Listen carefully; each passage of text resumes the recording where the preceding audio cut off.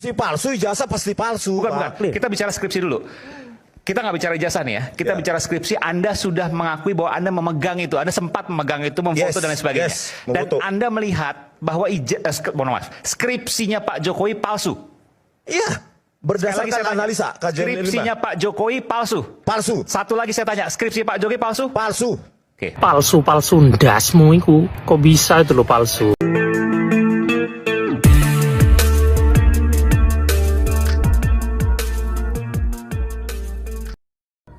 Langsung aja kita simak videonya. Tampilkan skripsi Pak Jokowi, skripsi ya, bukan ijazah, skripsi. Yang 4 lembar tadi kalau nggak salah. Nah oke, ini adalah skripsi yang difoto langsung oleh Dr. Rismon, oke, Rismon PhD. Ya, langsung dari UGM, dan ini adalah data primer, artinya asli skripsi yang tertulis Pak Jokowi. Ini ya tulisan Pak Jokowi ya, Joko Widodo. Tapi tanggalnya kosong, betul ya? Dan Anda meyakini bahwa skripsi ini adalah palsu. Tadi 3 kali saya tanya. Iya, berdasarkan kajian ilmiah. Jadi Ya, di samping sebentar. tadi tanggal. Kalau skripsinya palsu, Anda menyatakan bahwa ada korelasi, ada hubungan. Kalau skripsi palsu, pasti ijazahnya palsu. Silahkan Anda jelaskan. Kalau skripsi palsu, lembar pengesahan palsu, buatan masa depan yang tidak teknologinya tidak ada di 1985, maka bisa dipastikan skripsi itu palsu. Oke, ini misalnya center semua. Center. Nah, seseorang, ya Pak, tidak bisa megang sarjana itu kalau tidak lewat skripsi.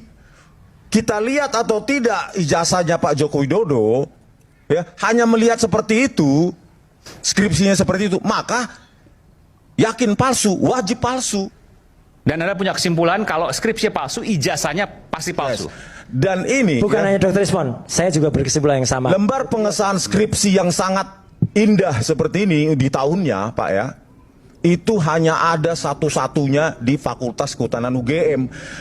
Kita bisa cari di MIT, di UCLA, ya, atau tempat lain yang negara-negara teknologi tinggi. Itu masih pakai IBM Electric Typewriter tahun itu. Bapak sendiri skripsi tahun itu mungkin. Coba diperiksa lagi skripsinya, pakai apa? Sudah seperti ini. Makanya saya tantang, kalau kesimpulan saya salah, cari skripsi yang seperti ini di Indonesia. Kalau ada. Cari skripsi tahun 85 Lembar maksudnya. pengesahan skripsinya secantik ini, Pak, oke. tahun 1985. Jadi kalau Anda jelaskan secara ilmiah, satu center ya. Center. Anda bisa maju sini, Bang Rismon. Jadi center, itu yang pertama. Terus kemudian yang kedua, Setelah saya lakukan font detection ya, maka ini adalah Times New Roman. Terus kalau pakai mesin ketik kan center tetap bisa, cuma memang nggak gitu rapi begitu ya. tidak sempurna, Pak. Iya. Baru yang kedua adalah fitur scaling, pembesaran dan pengecilan. Itu pasti word processor, pasti menggunakan software dan hardware. Baru yang ketiga rata tengah sempurna, jarak antar kata itu pun bervariasi untuk menyesuaikan bahwa dia rata tengah. Terus ada juga fitur bold yang sangat cantik. Terus saya teliti juga karakter-karakter dengan ketipisan kaki-kaki, lengkungan yang sempurna. Itu produk teknologi tinggi yang belum ada di zaman 1985. Per hurufnya, per fontnya. Iya, per karakter, Pak, saya Per teliti. karakter. Iya, gitu loh. Itu rapi sekali. Rapi sekali, Pak. Kalau Bapak rekonstruksi, Pak ya, ini dengan Microsoft Word sekarang pun hampir sama. Bayangkan. Ini silakan Bapak rekonstruksi seperti ini. Pakai Microsoft Word di kantor, di rumah. Sama seperti ini. Bayangkan ini ada di tahun 1985. Cari. Dan itu yang kemudian Anda berani menyatakan bahwa ijazah Pak Jokowi palsu tanpa melihat ijazahnya. Tanpa saya lihat ijazahnya Pak Joko Widodo, melihat ini pasti palsu. Dan ada kejanggalan lain, belum ada tanggal. Ini pengesahan tak ditandatangani. Iya, Pak. Jadi skripsi-skripsi yang lain ditunjukkan untuk menggiring kami bahwa pada tahun 1985 udah seperti ini. Inilah yang ditunjukkan 15 April oleh Wakil Rektor itu, Profesor Wening dan Dr. Ari Sujito. Kami digiring bahwa ini sudah seperti itu tahun 1985. Sudah seperti ini, tulis fontnya Times New Roman dan bahwa udah cantik begini, ini lihat di mana Pak dicetak di Perdana katanya. Kok bisa secantik ini tahun 1985? Nggak tahu. jawabannya nggak tahu. Terus di sini tulisannya tesis. Tesis ya, betul. Bayangkan Pak, terus tadi skripsinya Suharman. Ya.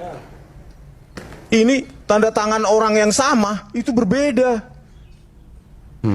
Makanya saya bilang UGM harus bertobat. Bukan karena kami nggak sayang, karena kami sangat sayang dengan alma mater kami. Ini pendidikan politik. Jangan pernah meremehkan semangat juang, semangat mencari kebenaran masyarakat Indonesia, apalagi mereka adalah orang-orang cerdas, orang-orang berpendidikan. Kebenaran akan mencari jalannya sendiri, dan kalau yang mencarinya orang-orang hebat, ini bakal bikin pusing mereka yang memang selama ini mencoba bermain dengan dalam area kecurangan untuk menguasai bangsa ini. Persoalan ijazah Jokowi itu kan sederhana sebenarnya, gampang saja, logika. Tinggal tunjukkan saja ijazah aslinya. Pandana Beban aja bilang, saya suruh supir saya ngambil, kenapa sih, takut betul. Akhirnya orang mengatakan, ini kenapa demikian, harus ada drama. Kalau digunakan untuk kemudian membalikkan arah, lalu mengatakan akhirnya ini benar, tetap aja salah. Ya kan? Menangnya nanti kubu Jokowi mengatakan bahwa ijazah itu asli pun tetap salah. Ya karena kenapa sedemikian dramatisir gitu. Dan semua logika mereka kan terpatahkan gitu. Semua usaha untuk membenarkan apa yang dianggap mereka benar tentang ijazah aslinya Jokowi itu kemudian dipatahkan terus dipatahkan. Ini bukan mencari-cari, semua logik gitu, rasional. Contoh misalnya ada koran yang katanya bahwa Jokowi itu diumumkan di Sipenmaru itu terima di tahun 1980. Ternyata ada yang menginvestigasi menemukan data lain yang di sana tidak ada nama Pak Jokowi. Ada lagi yang mengatakan bahwa Pak Jokowi punya skripsi. Ditemukan juga bahwa skripsinya Pak Jokowi itu ada yang aneh. Pak Suryo sudah menjelaskan itu. Bahkan tidak ada tanda tangan pembimbing. Surat pengesahan juga menggunakan font-font yang hanya muncul di tahun 1990-an sekian. Kemudian juga menemukan bahwa skripsi itu diupload di tahun 2018. Banyak kejanggalan di sana. Kemudian mengatakan secara hukum bahwa yang menuduh yang harus membuktikan, ini juga pakar hukum mengatakan ini juga tidak sepenuhnya benar. Sebab siapa yang hanya pegang satu-satunya bukti, maka dialah yang harus membuktikan. Bergeser sekarang. Karena kita tidak mungkin membuktikan sesuatu yang tidak ada, maka yang merasa adalah yang kemudian harus membuktikan. Lalu kemudian ini juga ada unsur pembelaan dari penguasa juga. Ini kan juga semakin membuat orang itu geram gitu. Ini konon, saya dilihat berita juga, benar apa tidak, bahwa Barreskrim akan menolak tuntutan atau pengajuan perkara tentang tuduhan ijazah palsu ini. Sejak awal sudah menolak itu. Dan belum lagi ketidakniatan baik Pak Jokowi untuk hadir pada saat dipanggil sidang kemarin, malah pergi ke Vatikan yang sebenarnya urgensinya beliau ke sana itu juga dipertanyakan. Jadi ini bukan masalah kita sedang mau menyerang Pak Jokowi gitu. Masyarakat menilai, ini ada apa, para pendukung Pak Jokowi pusing gitu. Ini kenapa dibiarkan demikian saja gitu ya, tanpa harus dipertegas saja.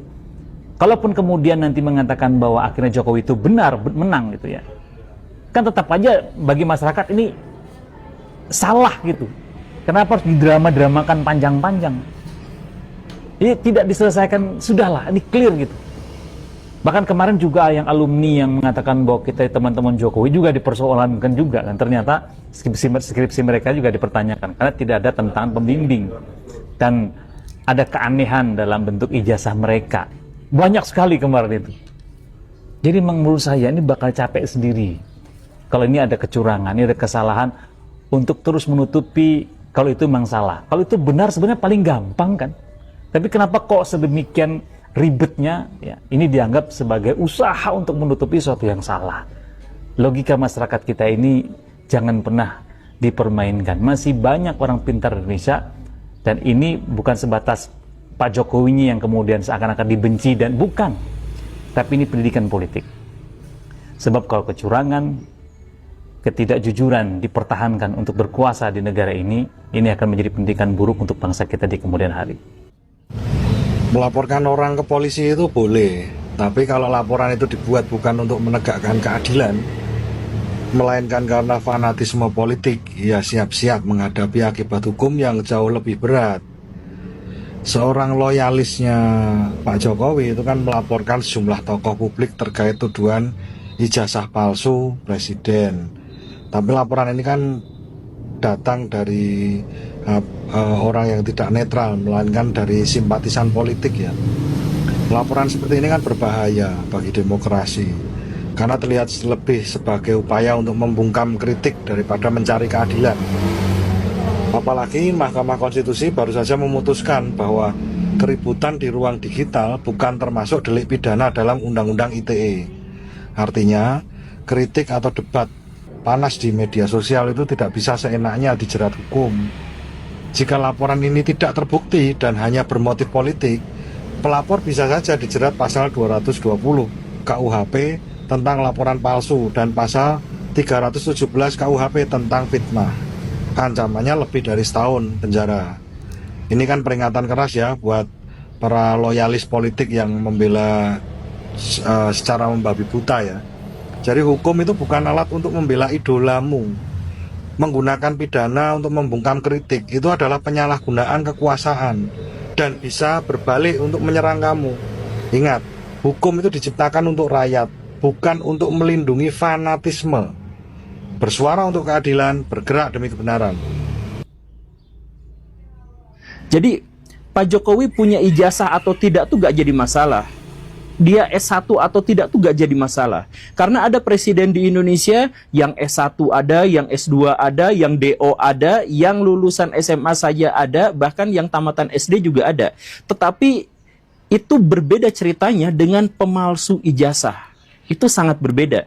Karena kalau misalkan dia tidak lulus pada satu universitas, satu sekolah dan sebagainya, itu kita bisa melewatinya. Kita tidak berurusan dengan itu. Karena yang paling penting dipilih oleh rakyat. Kan begitu. Tetapi kalau dia pemalsu ijazah, untuk dapat ijazah aja dia memalsukan, maka ada potensi bahwa dia terbiasa untuk memalsukan hal-hal yang lain. Termasuk dia berani untuk merekayasa publik dan merekayasa manusia untuk memilih dirinya dalam pemilu. Misalkan seperti itu. Dan kemudian beliau akan berani untuk melakukan tindakan-tindakan yang didasarkan pada kepalsuan, begitu kan? Nah, itu makanya skandalnya itu menjadi sangat penting itu di situ. Palsu ndasmu itu kok bisa itu loh palsu. Gini ya, dulu itu aku pernah di kampung itu ada orang jual kacang, bungkus kacang itu pakai ijazah. Siapa tahu ijazahnya Pak Jokowi itu dibuat bungkus rajinan kayu, ya semacam bungkus itu loh asbak sama gantungan kunci. Yang beli asbak sama gantungan kuncinya Mayor Teddy.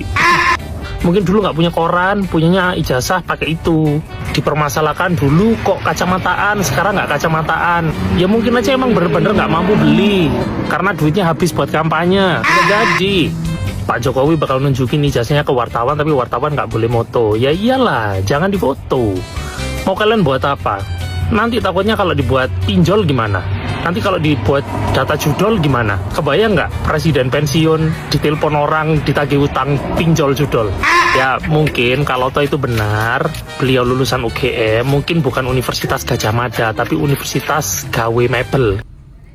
Terima kasih sudah menonton video ini sampai dengan selesai. Semoga bermanfaat. Wassalamualaikum warahmatullahi wabarakatuh.